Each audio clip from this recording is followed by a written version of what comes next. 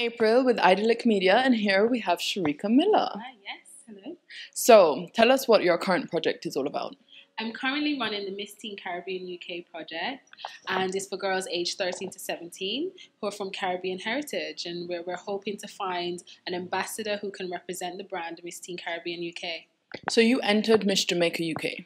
I entered Miss Jamaica UK and I was placed third, second runner-up, and that was a fantastic experience. It inspired me to kind of do more within the community and to do more with kind of enhancing the girls that are there from a younger age, and I decided to bring the project Miss Teen Caribbean UK. Did you know that you wanted to do Miss Teen Caribbean UK when you entered Miss Jamaica UK? Absolutely not. No, I didn't know anything about pageantry in the UK because I've watched it when it happens in Jamaica, but the whole inspiration came about. I originally wanted to have a clinic and a charity, and I felt that that market was saturated. You know, there's lots of charities in Jamaica for Jamaica, so I wanted to just create a company that can build the girls up and be very transparent as a company and support charities around there and just let them see what's happening.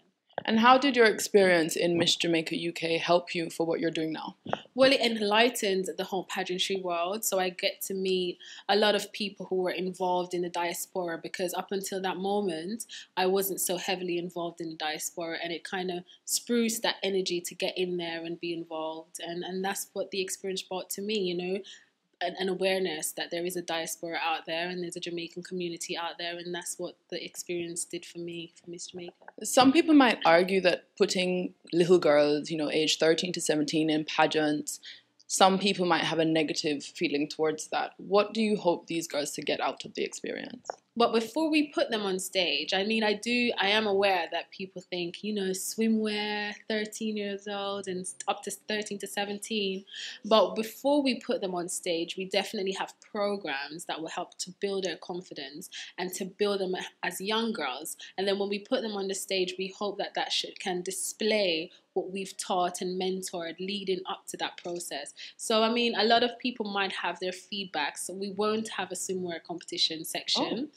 It will be a talent, a cultural, and just general display of what they've learned, coaching, walking, that we're going to do to do our pageants. We won't have a swimwear. So, I mean, for those who have their negative connotations, I hope that can be disregarded on our first show when they come to watch. And with the mentoring, is it one-on-one mentoring? Is it group mentorship? How do you foresee it going? It's definitely more group mentorship because we want to build relationships with the girls, and the girls need to build relationships with each other.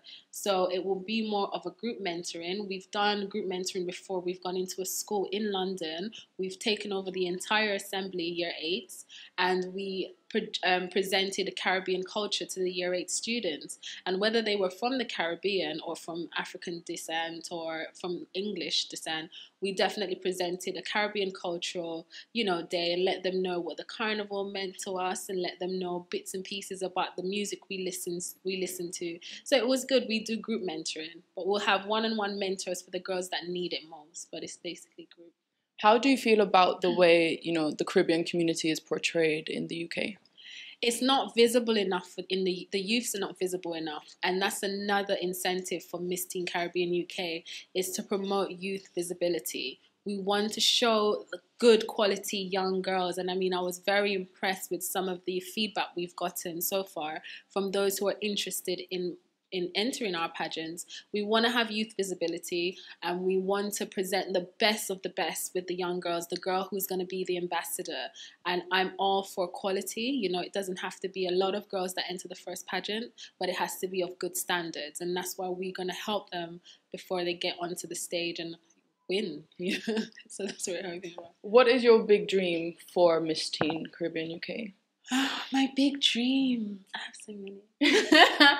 My big dream is for it to become a teen brand. Okay. We want to brand stuff out. I mean, we thought, I've been discussing this with one of my close friends, that we want to have items for the girls to have, Miss Teen lip glosses and lip balms and sunscreens, stuff that kind of relates to the Caribbean, with SPF in there. So we want to brand Miss Teen Caribbean UK and just have it available for the girls of that age, 13 to 17. That's my big ultimate dream that I'm sharing with the world, but that's what's happening in my mind. Yeah. Can you walk us through from the conception of the idea to today having your first sort of preliminary casting?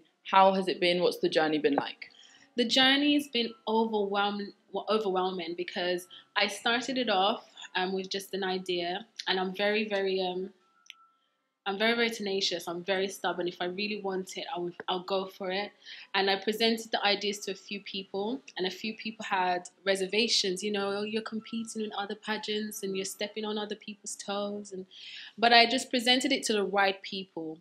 And with the right people, I got so much support. The venue that we're hosting our pre-selections is one of the most amazing venues I've been into in London. And the lady just allowed us to come into her venue and use it because she saw the vision of what we're trying to portray with Miss Teen Caribbean UK. So without that support, we wouldn't have such an outstanding venue. And it's all about support. So far, it's all been about the support that's made my conception come to life in the way I want it, and support from the media and various photographers.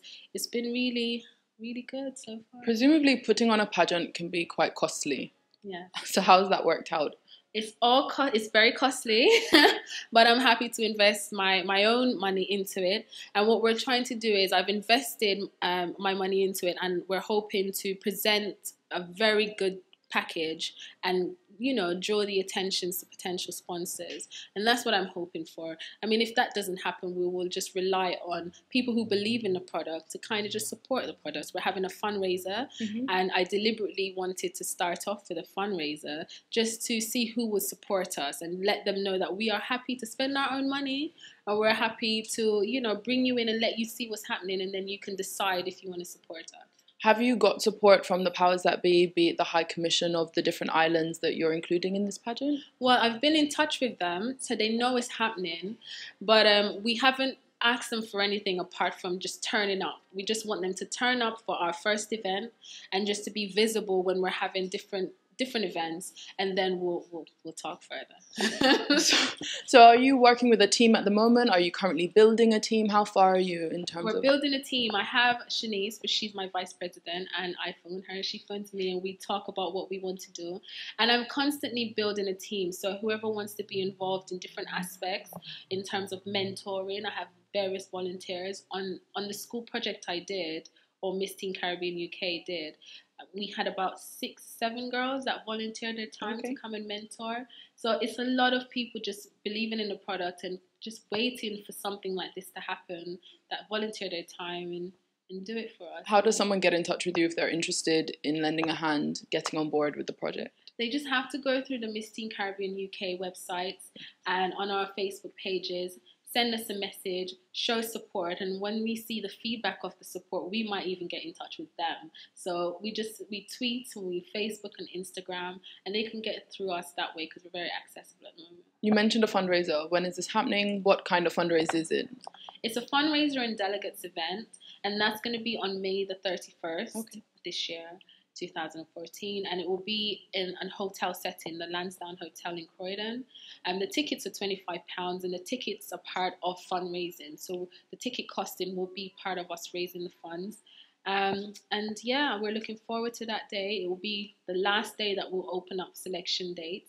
And hopefully we can showcase some of our selections. And when's the big finale? When does the winner get crowned? The winner gets crowned in August, and it will be something for her to talk about when she goes back to school, that I won and I have a crown and I'm an ambassador, and we'll definitely work with the family and the parents of the person who wins and just facilitate everything so it can happen after school or in school holidays or on weekends. We definitely respect school times, and we don't want to overwhelm anyone with activities that we have planned. So we're hoping to... What sort of activities does the winner do? The winner will raise funds for charity. all the events that happen in the UK diaspora, we'll try and let them go to attend those for free, so that they're very visible. Right. So that's what we're trying to promote, youth visibility, and just talk about her journeys, her experiences in the competition. Because like I said, it's more about the journey leading up to the competition that is fun for them than just actually winning. Winning is the cherry on top for us. You know? Okay. Yeah, I'm looking forward to who takes the crown. Thank you very much. You're It's been welcome. very interesting, and I hope that all goes well for August. Thank you for having me.